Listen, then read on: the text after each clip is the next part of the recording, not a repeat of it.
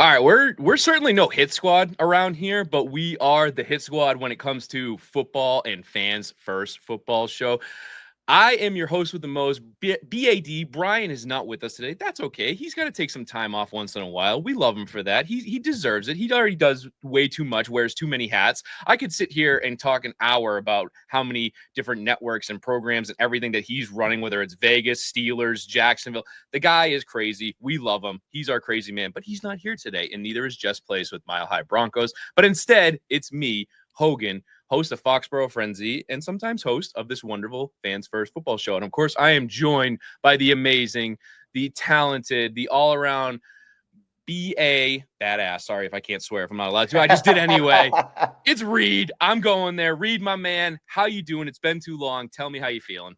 Doing well, man. I mean, schedule release is awesome. I know there was some lashback about, kind of spoiling some games ahead of time and not having everything released at the same time and then having a whole 2-hour show. But guess what? The NFL is king. And when you're king, you can do whatever the hell you want. And if you're not excited about the schedule release, no matter how it came out, I don't know what's wrong with you because I am so stoked looking ahead of these games. I can't wait for the season to start. And I think we're going to get into it a little bit, but it's already Dallas week for me. So I'm fired up. We got Dallas week 1. So to kick off the season. You're finally not celebrating the Super Bowl anymore. You're officially on to next season. Is that where we're at in Philadelphia Kingdom right now? Officially on to next season. But I will say I think everyone's dying to see that Super Bowl banner being hung off in front of Jerry Jones's face. That's going to be awesome. Before we get into it, Brian, I just have a quick stat I would love to say. And any Cowboys fans listening, I apologize in advance, but I really don't because it's why I'm saying it. The last time the Eagles and Cowboys met in week 1 was in the year 2000. Since then, the Birds have 17 playoff appearances, 8 conference championship games, 4 Super Bowl games, and 2 Super Bowl wins.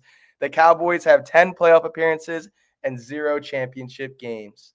So just showing you that Jeffrey Lurie took over and really stuck it to America's team. They're not America's team no more. They certainly were in the 90s. Since the 90s, it has not been a fun trajectory for the Dallas Cowboys. But like you said, we are going to get all up in the nitty-gritty of the schedule that got released earlier this week. We're going to talk all about that coming up soon. Before we do, my friend, there are some news things that I want to get to that are kind of making the airwaves. And we obviously want to talk about probably the biggest one that just recently happened before this recording. I'm talking about Brock Purdy. And you and I had a little bit of back and forth before the recording here about your thoughts on Brock Purdy. And I know you don't mind him as a person, but when it comes to the football player, you're a little excited about this extension he just signed. But before we get into that, for those of you who are unaware out there, Brock Purdy was Mr. Irrelevant a few years ago. Yeah, he's been in the league for a while now, if you think about it. But he was Mr. Irrelevant, which means he was the last pick in the draft when he initially came out to the 49ers. Usually that person is not even thought about, that hence the name Mr. Irrelevant. They just don't exist half the time. Like the Patriots had Mr. Irrelevant this year. If you put a gun to my head right now, I don't know his name. I'm sorry. I should know it, but I really don't know right now. But either way, Brock Purdy is obviously a crazy story where he was Mr. Irrelevant, became the starter due to a slew of injuries and other factors, and actually has done pretty decent for being Mr. Irrelevant. He brought the team to a Super Bowl. As much as people might, harp on him about being surrounded by all pros and all stars and all that, which is true. It's not, a knock against him, but he's been able to have success with the role that he's been given.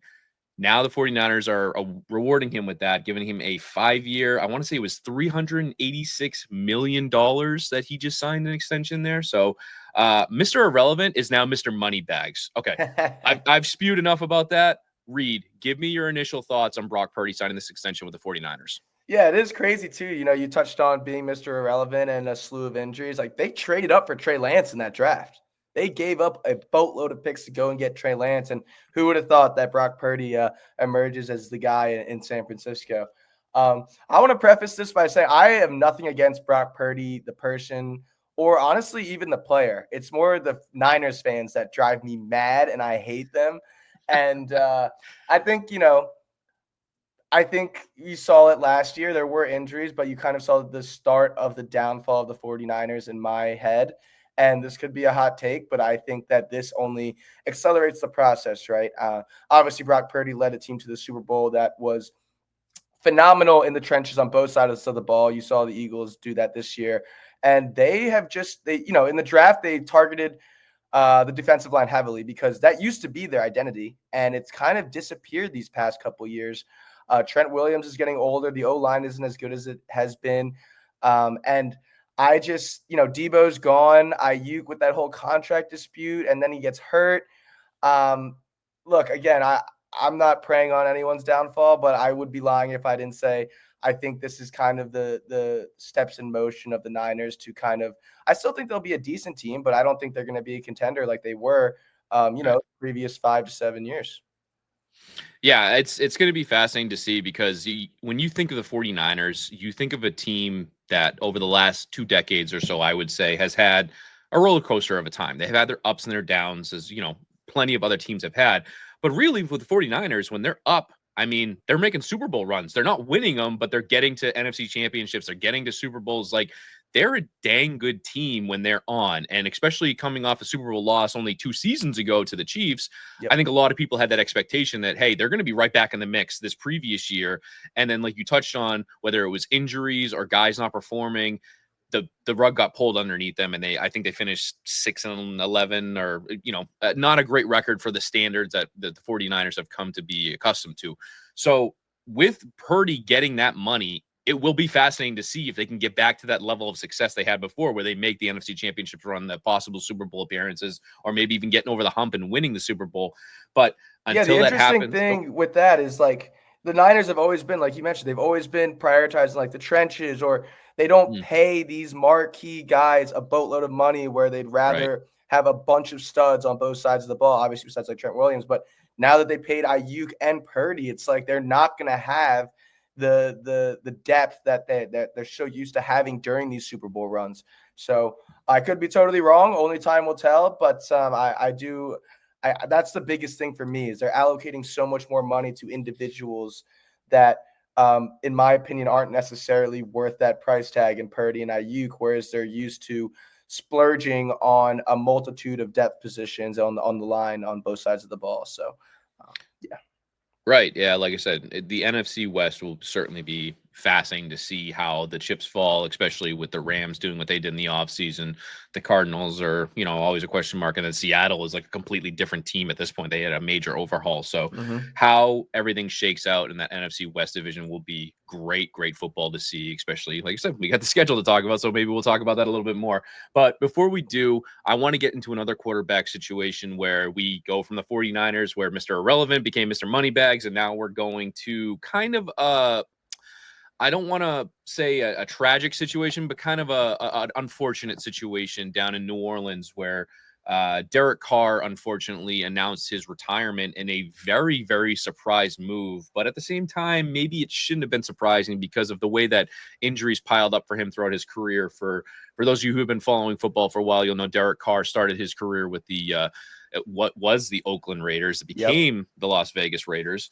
And obviously they moved on from him. He went to New Orleans, where he was de facto going to be the kind of the franchise turnaround guy, it seemed like. And he was there a couple seasons, and he got injured a little bit, and there was come up and down, bumps on the road. He had a really bad fall last year during one of the games, and the shoulder injury just was not good. And I think the news reported that he was going to miss all of this year as well. And then he just decided to hang it up. Now, Reed, before I get into any more of this, I want to get your thoughts on the fact that he decided to pull the trigger of retiring when he did, which a lot of fans, especially New Orleans fans, have got to be fuming right now, because they didn't draft anybody to replace him or go after anybody in free agency. Right now, the only quarterback on the Saints roster that I can tell you the name of is Spencer Rattler, and he's not that good. So are the Saints royally screwed, or what's going on down in New Orleans? Yeah, I think the organization did have a little bit of an idea, because didn't they draft the I'm gonna blank on the Louisville guy, right? Yes, Tyler Show. Apparently he's the most NFL ready. He is like 25 or 26 because he redshirted so many years. I think they did have a general idea. I think if you're a Saints fan, where you could have been upset is the free agency, which you mentioned, especially, Like they didn't have the capability to go out and get a guy that, whether it be Jameis or something like that. But I do think it puts the Saints in another one of the most interesting quarterback rooms in the NFL this year. It's like the Giants, the Browns, and the Saints. It's just like, what the hell is going to happen? But yeah, the timing is weird. It is a little sad for me. I don't know. Like obviously, as you guys always like to say, I am a bit younger than the average NFL fan, I'd say. And this is a guy that I have distinct memories of him getting drafted and playing all these years, drafted in 2014. And, he's kind of been screwed his whole career, even in Vegas with Ruggs and, some of his receivers, just the organizations he's played for aren't the best. And he's the only 40,000-yard passer to never make the playoffs, which is a crazy stat. But yeah, I mean, I just will always remember him as, balls to the wall, throwing these beautiful deep balls and kind of unexpected feats of Superman ball, like throwing his body on the line. But it's almost like a half Phillip Rivers, if that makes sense. Like, not quite Phillip Rivers level, but it's still like, damn, like I've been watching this guy every Sunday for how many years, and just like that, he's gone. But I mean, I think it's no mystery that the Saints are definitely going to be in a rebuild year. And if you're a fan, I mean, I guess you can get excited about Tyler Show, sorry. But yeah, I mean, I don't really know what to feel if I'm a Saints fan, because he didn't really do too much to get excited about in this offseason. Right. So that's the unfortunate part. Like I said, is injuries always catch up to somebody sooner or later, and obviously the wheels came off for Derek Carr. And it's funny that you bring up that you're a younger NFL fan and you grew up kind of watching Derek Carr. Well, I remember in the early 2000s when Houston was actually introduced as an expansion team coming out in the early 2000s with the Houston Texans, and his brother David Carr. Oh man, you talk about a guy getting the brakes beaten off of him.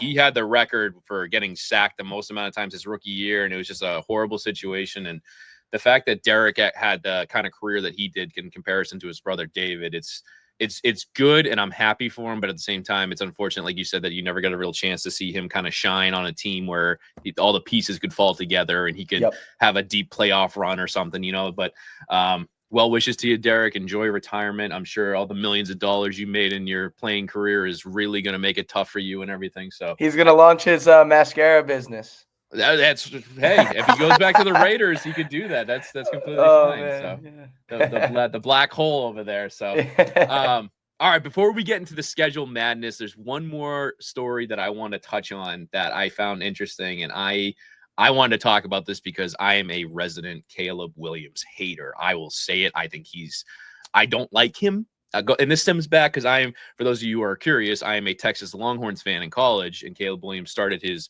football career in college with the Oklahoma Sooners, who I despise almost as much as the New York Jets, for those of you who know me as a Patriots fan. And I just don't like Caleb Williams. I really don't like him. And then the news broke this week that there's a book coming out. He's writing a book, or I don't know. Can he write? Okay, I'm going off track here. I'm being too mean. Caleb Williams, the news came out that he was going to try and pull some shady stuff and try and not go to the Chicago Bears when he got drafted first overall last year. He was talking about going to the UFL or something else like that, just crazy stuff. And this throws back to memories of Eli Manning getting drafted by the Chargers, refusing to play for them, having the trade to the New York Giants, and that whole situation. Reed, what would this have done to the football world if Caleb Williams refused to play football for the Chicago Bears?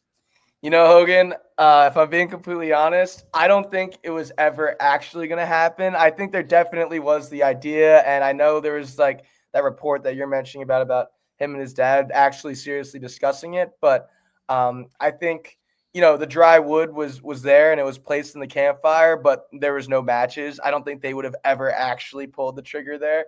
It would have been crazy. I mean, honestly, it would have been kind of awesome. For those of you that listen to Part of My Take, Joe Burrow went on for an interview, and they were kind of like, how much would it take you to go to the UFL? Just kind of, it would have just been, I mean, the internet would have lost its mind. It would have been interesting to see what would have happened. But to be honest, I just think that was never going to be a possibility. I couldn't imagine, especially the awful look it would be on him at that point, where there were so many. For me personally, I called him a walking red flag because it just like everything he was doing leading up to the draft. I was like, people were talking about with the Patriots because obviously when Drake May was drafted was the same class there where they were talking about, oh, well, if the Patriots had the number 1 pick, like who would you want to go with? And I was just like, it was like the opposite of the draft movie there with Kevin Costner, where it was like, oh, no matter what, it was always going to be Vontae or whatever that kid's name was in the movie. I was like, anybody but Caleb Williams. That was me. I was the exact opposite. I was like, this dude, I don't care if he has the talent, all the talents in the world to be the next Brady, Peyton Manning, Rodgers. I don't care. When you are that kind of person with a personality that he has, like, I want to be as far away from you as possible. But I mean, now that everything's fallen into place, they got Ben Johnson there, new coach, they got a new system. Maybe it'll turn out for the best. I certainly will not be a fan of him. I could care less if the Bears win or not. Obviously, that's my personal opinion. For Caleb Williams, I will never root for him. I will never have your jersey, and I still hold the grudge against you for what you did in Oklahoma against my Texas Longhorns. All right, we're getting off track again. We talked about some news. We had some fun here. We are going to take a quick break to hear from our sponsors. Please don't go anywhere. We will be right back on the Fans First Football Show. All right, we are back here on the Fans First Football Show. We are talking about all things football. It is the middle of the offseason. It is literally May. There is no football stuff going on right now except Reed. Wait, correct me. The schedule just came out this week. Possibly the best part of May is when the NFL releases that schedule, because it's one of the best parts for me, because you know what I do? The first thing I do, I go to my work and I go, hey, these are the dates I'm not working because my Patriots are playing on prime time. So don't expect me to show up. That is how it goes. I don't know. Do you have anything similar? Yeah, 100%. I mean, especially with the Thursday night game for the opener, I'm really trying to get to that game. So we'll see what I can pull the strings at work. But schedule release is just awesome. And, you know, I've heard some other critics being like, well, you already know who you're going to play. You're telling me the order doesn't matter? The order 100% matters. You know, it's just the best is when it first comes out, you print it out and you're like, blind W W L L W W L W W, and just going through the whole schedule. Like, even when the Eagles sucked, I'd be like, oh shoot, we're going 12-5 this year, even though our team was garbage in like the 2016, 2018. But I honestly do the exact same thing, and it's funny because lately my entire schedule has just been L, L, L, L, and I'm like, I don't like this. This isn't as fun. Like back when it was like Brady and Belichick, I'm like, all right, I see like 2 or 3 losses on this thing. Like we could run the table this year. I could see another undefeated season, and now it's like, oh man, we could go defeated this season. I don't like this. This kind of like my ceiling for the Patriots last year was 3 wins. I was on record as saying I would be happy with 3 wins last year, and then they had to go and win a damn 4th one and screw us on the number 1 pick. So I'm not opening that can of worms. We're getting into this next season where we're getting all hyped up. Like you said, you're on to 2025 officially. You're on to the Thursday night opener with the Eagles versus the Cowboys, the defending champs, taking on formerly America's team, maybe in the 90s, not anymore. Jerry Jones is going to be sniffing those rings that the Eagles players are going to be wearing and celebrating. Reed, my man, walk me through the Eagles schedule this year. You got some highs, you got some lows for me, you got some worries, you got some expectations. Let's talk about it and see what we got going on. Yeah, it is a really odd schedule. First thing, I think it's worth noting that this is the first time in NFL history that a team is having to play 10-plus games against playoff teams. And that's not even including the 2 Cowboys games that, you know, they're going to be back to full strength this year without, last year without Micah, without Dak, without D-Law, who they lost. But look, I'm not sleeping on the Cowboys. I think that a lot of people are just because of the injuries from last year. But this is going to be a gauntlet. This is going to be a tough year. Don't expect the same record as we had last year, Eagles fans. It's just going to be so tough. And on top of that, for some reason, we don't have 2 home games in a row. We have like 4 games on I'm going to screw this up.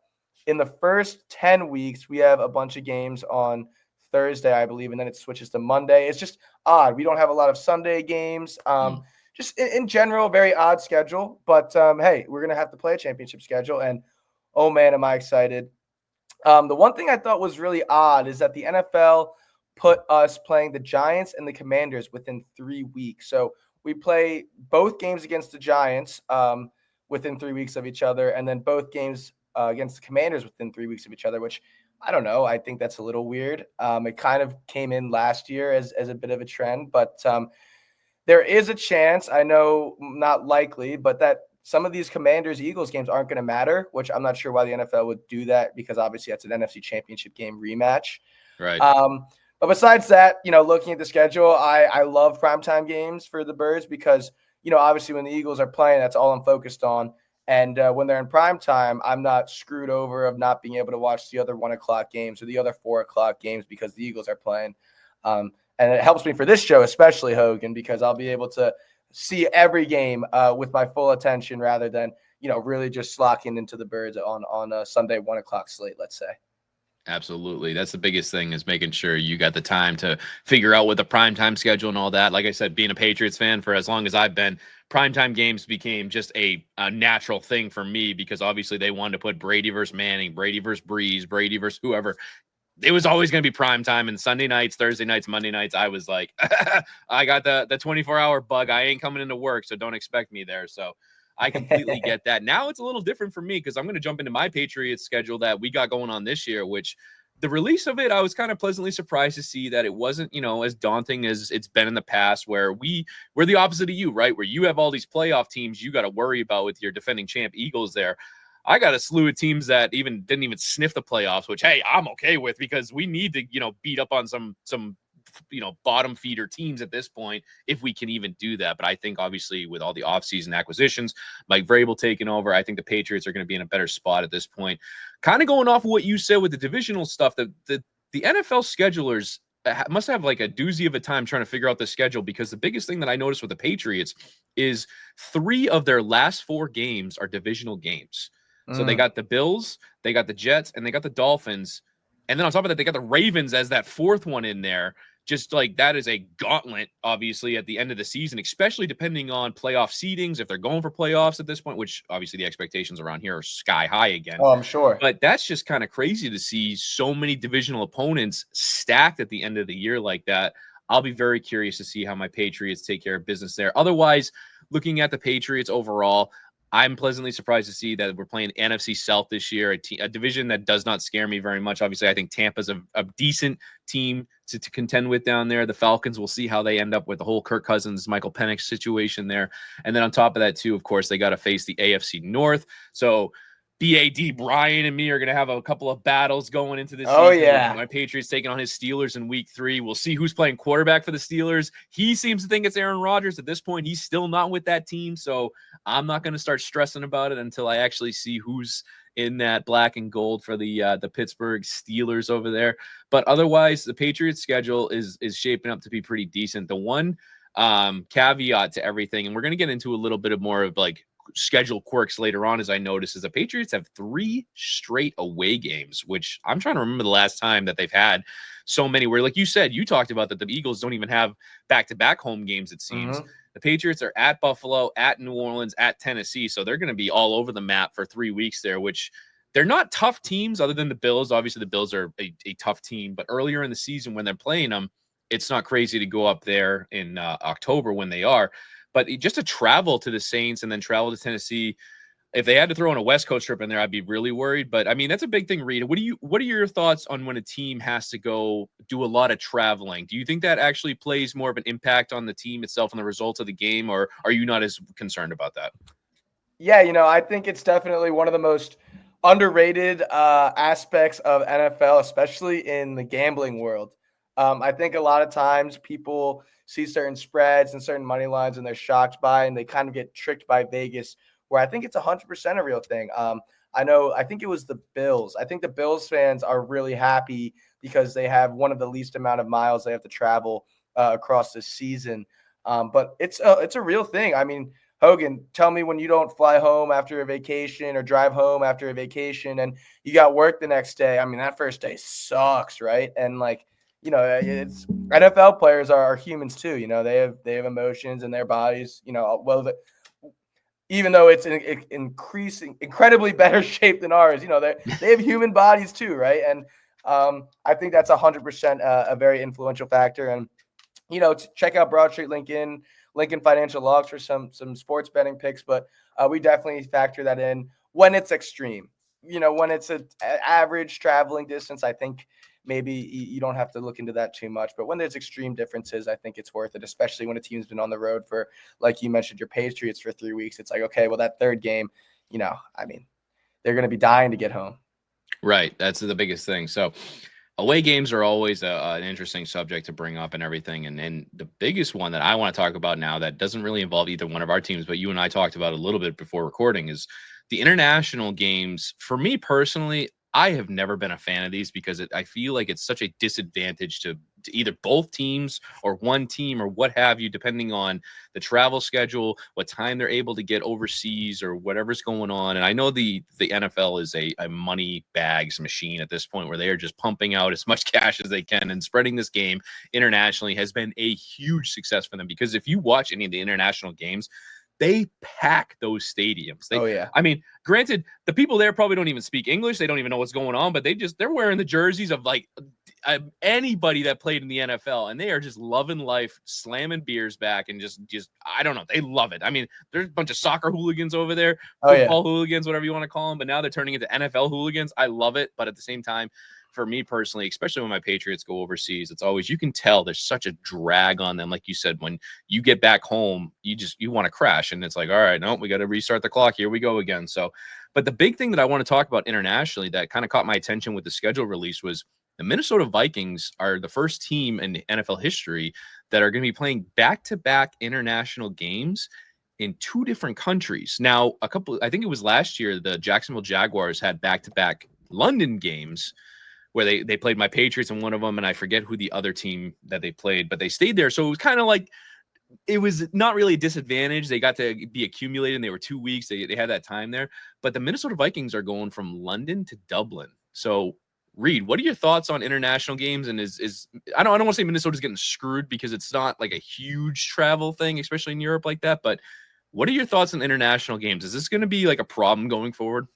It's such an interesting topic. Like, there's been rumors about the Super Bowl being international, and that I would hate. I mean, that's America's thing. But I agree with you, and it is really cool when you get those scenes of like London at Wembley, and they're singing "Country Road, Take Me Home," and it is cool to grow the game and see other countries, participate in the NFL. But I agree with you, when it's your team, you're like, dude, fuck this. Like, I don't want my team. I don't want my team over in. And I remember week 1. Last year, the Eagles lost a home game playing the Packers in Brazil. Now, that wasn't a divisional game, which is what we'll get to, or division game. So I wasn't as upset, but I'll just jump into it now. It's just shocking to me. If I'm a Chargers fan, maybe it's because they have no fans. I'm sorry, I didn't mean to say that. Internet joke. But how are you not livid right now? You're losing your home game against the Kansas City Chiefs to go play in Sao Paulo. I mean, that is just ridiculous to me. I'm not a Chargers fan. I can't believe I would just be ticked off, and I'm ticked off for the league because that's such a bad precedent to set. If you're going to make it an international game, you can't make it be a divisional game. I mean, that's just ridiculous in my eyes. But, in general, again, I guess I don't mind them if the Eagles aren't in them. The one thing that does suck, though, is like, let's say you go out Saturday, maybe you have a few drinks.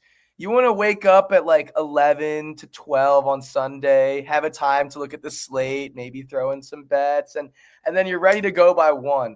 With these international games, it's like, shoot, I got to wake up at 9 o'clock to watch this damn game between the Titans and the Jaguars. And I'm like, I'm not going to do it. I mean, if you put an NFL game in front of me, I'm going to watch it.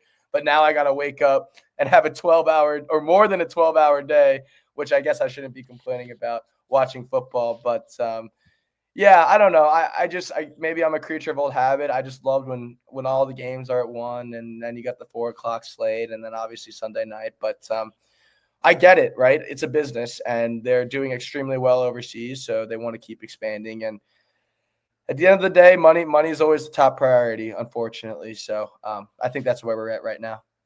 That is absolutely the NFL's biggest concern right now is money, and they are making buttloads of it. So you do not have to worry in that aspect, and I don't think any of those owners or Goodell or any of them have to worry about that in any aspect.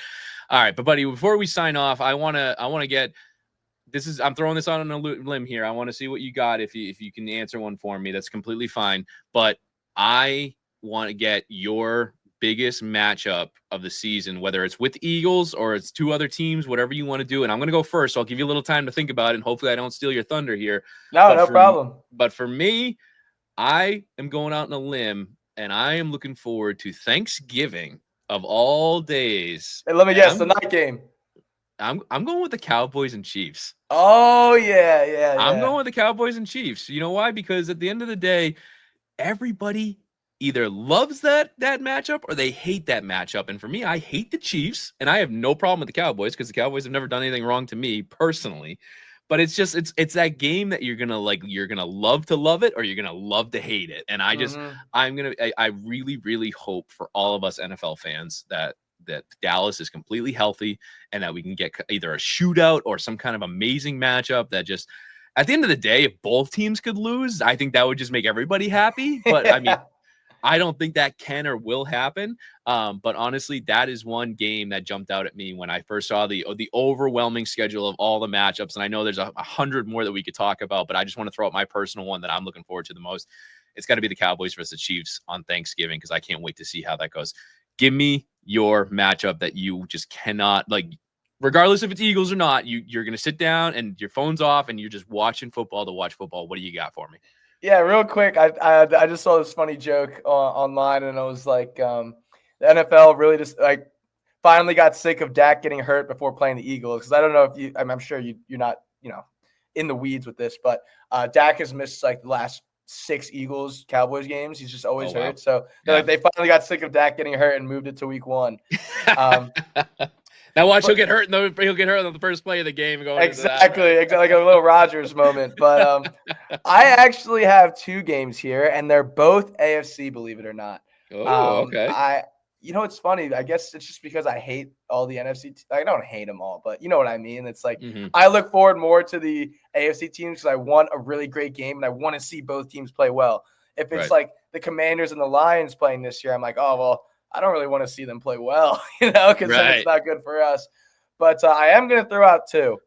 Okay. The first one is pretty obvious, I think, and who knows how the season goes, right? But based off of what happened last year, week 1, Ravens at the Bills, going up to Orchard Park. I am so excited for this game. Not going to be as cold as it was in the playoffs, and Lamar really should have won that game. I know Bills fans aren't going to want to hear this, but the Ravens should have won that game. And all the Mark Andrews drop, the dropped ball, the turnovers, I get it. But like, man, I like the Ravens. I know I'm saying that because Brian's not here. But I'm just really excited for that week 1 matchup between the Ravens and the Bills. I think they have a good shot of meeting again in the AFC Championship. And then the second game, this might be a hot take because obviously this is involving a team that didn't make the playoffs, but the Bengals at the Bills. I think this has a chance to be a phenomenal game. Joe Burrow, Josh Allen, head-to-head. Bengals still with no defense. I think it could be a potential 50-point-plus game. I'm really excited for some offensive explosion in that game. And I just wanted to mention some quick revenge games. You're talking Seattle and the Vikings, right? With Darnold. Okay. That should be fun. If Rodgers goes to the Steelers, there's 2, the Steelers and the Packers. And then, the best would be week 1 Steelers-Jets. One of those fan bases is going to be so pissed off, whether it's Fields who wins or whether it's Rodgers who wins. And I just cannot wait to eat up the discourse online about whichever fan base loses. It's going to be so hilarious. I'm so excited for this season, Hogan. It really can't come soon enough. Absolutely. That's the biggest thing. And you know me, I'll be rooting Pittsburgh all day long when it comes to the New York Jets on that one. So you know who I'm rooting for there. But again, if both teams can lose, I can't lose. So that's the way I'm looking at it. All right, my man, it has been an absolute blast talking to you schedule-wise. For all of you fans out there who listen to the Fans First football show or any Fans First football shows or anything Fans First, really, we have everything on this. You guys can go listen. Obviously, we got Foxborough Frenzy. We got LinkedIn over here. My man Reed is talking about Eagles all the time. We got Mile High Broncos with Jess Place and the crew out there. We got Steelers Nation. I'm sorry, Brian. You, like I said, he's got 5,000 different ones. I can't name them all. I just know if you love the Steelers, if you love the Raiders, you love Jacksonville. Brian's got his hand in the pot there, and plenty of other shows that you can listen to on the Fans First Sports Network. So join in, listen, and if you like talking sports, heck, join us here. We love talking sports. We love doing this stuff all the time. We couldn't be happier to bring this stuff to you guys. So at the end of the day, my friend, it is on to the 2025-2026 NFL season. We officially have our matchups. We are ready to rock and roll. My Patriots open up against the Raiders. I can't wait to see how it goes. You got your defending champs taking on the previously known as Hogan, America's can you say team. that one more time? I mean, just music to my defending champs, Philadelphia Eagles. No longer the champs in 2025 now. No longer the champs. They gotta reclaim the crown. It's resetting now. We get the new schedule. They're not the champs anymore. They're defending, but that's where we're at. All right, buddy. It's been a blast. We'll talk to you soon. Thank you, Hogan. It's a pleasure. Never slow.